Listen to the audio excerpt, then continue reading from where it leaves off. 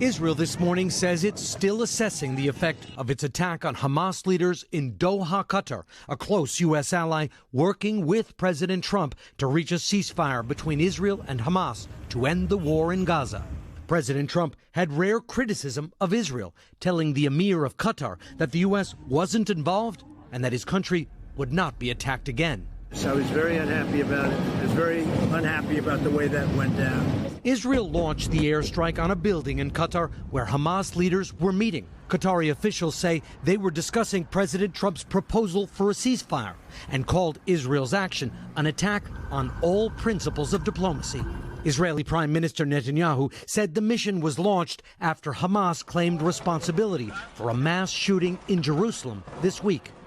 These are the same terrorist chiefs who planned, launched, and celebrated the horrific massacres of October 7th. Today, NBC News sat down with the U.S. ambassador to Israel, Mike Huckabee, in his first interview since the controversial Israeli strike.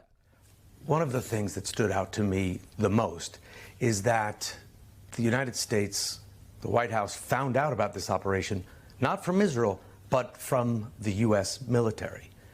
How could that possibly be? I don't know, because I wasn't privy to what the timeline was when the decisions were made and how they were executed. So I don't know what the sequence was yesterday when everything went down. How can that be when you have such a close relationship with Israel? Do you think that this was disrespectful, taking the U.S. for granted, taking President Trump's support for granted? Well, I don't see it that way. I just see it as that countries make decisions based on what they think their best interests are. And that doesn't mean everyone agrees. Sometimes we do, sometimes we may not. The Israeli strike was certainly a setback for ceasefire negotiations. Qatari officials say there are currently no negotiations underway, but they say they are open to resuming them, but they have very little confidence, very little faith. Craig. Richard Engel for us there in Israel. Richard, thank you.